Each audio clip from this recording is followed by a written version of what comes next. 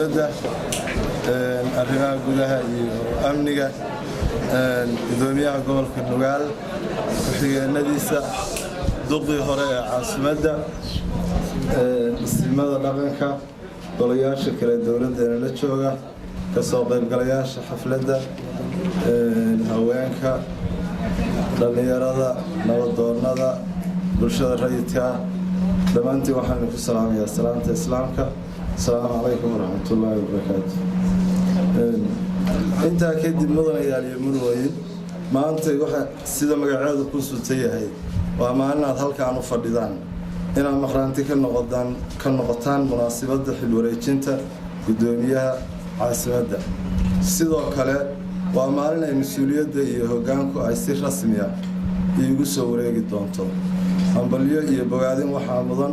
anuguna aan hoosta ka xariiqayaa inaan qiro hoggaanka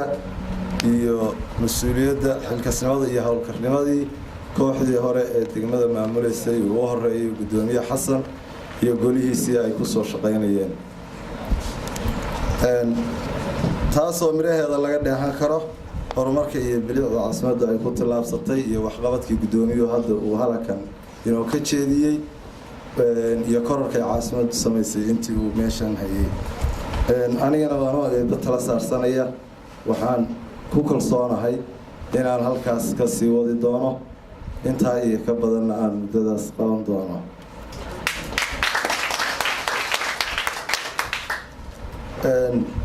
waxaase jira laba arrimood oo aan jeclahay inaan idin warsado waatan koowaad inaad ila shaqaysaan iguna saacidaan sidii aan wada jir garowa uga dhigi lahayn mid ammaana qurux iyo caafimaad ku korta nabad iyo nab iyo dhirayn ku waarta laguna wada harsado nidaam iyo sharcina isku maamusha laguna maamulo arrinta labaad ee aan idinka codsanayo waa inaad iigu ducaysaan in rabbi igu asturo xilkan igana dhigo mid aan idin hanjabin mas-uuliyaddii loo dhiibeyna aysan dayac iyo dacdarro toonna la kulmin waxaan u jeedaa haddii eebba qadaro in sida gudoomiye xasan inaan maalinteeda sidaan oo kale wax la taaban karo aan madal kula kala wareegno gudoomiyaha imaan doona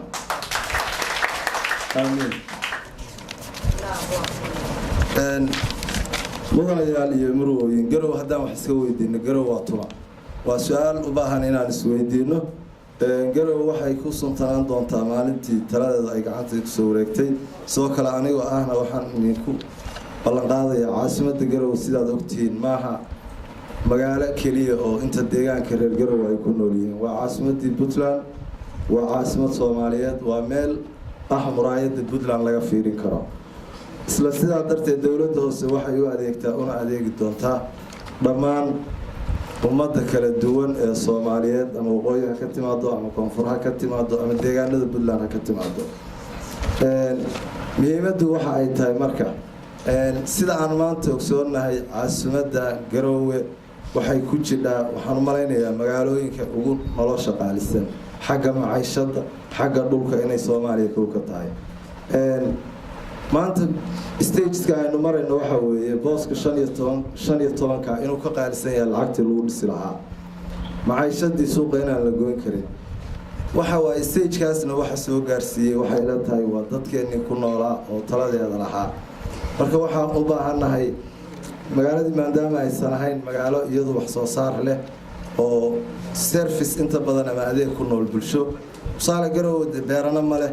badna kuma taalo kalluun ma leh waa meel ganacsi laakiin waxaan abuuri karnaa inaynu ganacsi waara gaarsiino tusaale haddii aynu maarayno magaaladan inay yeelato warshado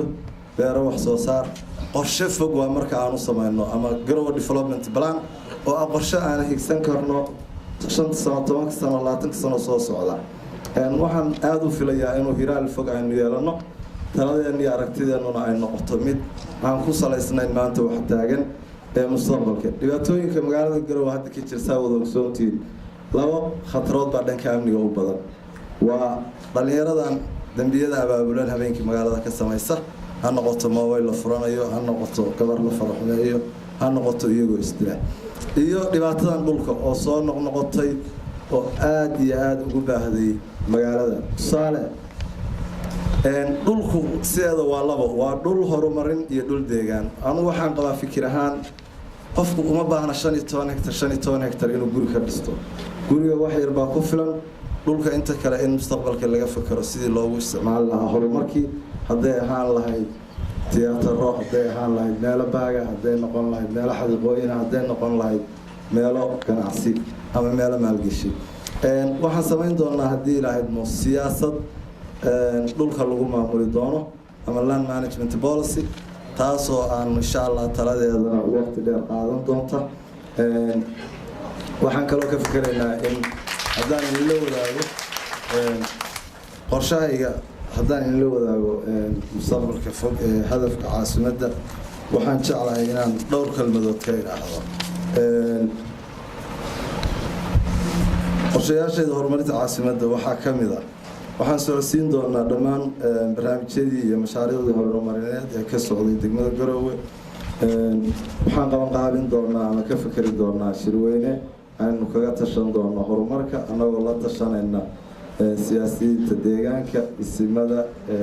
doonada waxgaradka iyo culimada diinka iyo qaybaha kala duwan ee bulshada waxay siyaasadaydu ku dhisnaan doontaa mid tala wadaaga tala kastana waxaan u mari doonaa anagoo kala tashanayna dhammaan qaybaha kala duwan ee bulshada waxaan xoogga saari doonaa xaqiijinta amniga nadaafadda caasimadda iyo bilicdeeda waxaan isku dayi doonaa wax walba inaan siyaasad u samayno lama maamuli karo wixii haddaysan siyaasad lahayn waxaan samayn doonaa siyaasaddii amniga waxaan dardargelin doonaa guddiyadii xaafadaha ee shaqada tan aan u malaynayo shaqada ugu muhiimsan inay ka hayeen dhanka amniga si ay noogala shaqeeyaan nadaafadii si ay noogala shaqeeyaan amniga waxaan u samayn doonaa taleefonna ay nagala soo xiriiraan degmada xaafadii xaafad ka fiicnaatana waxaan jecelnahay inaan abaalmarinteeda siino shaqadaana aanu ku sharafno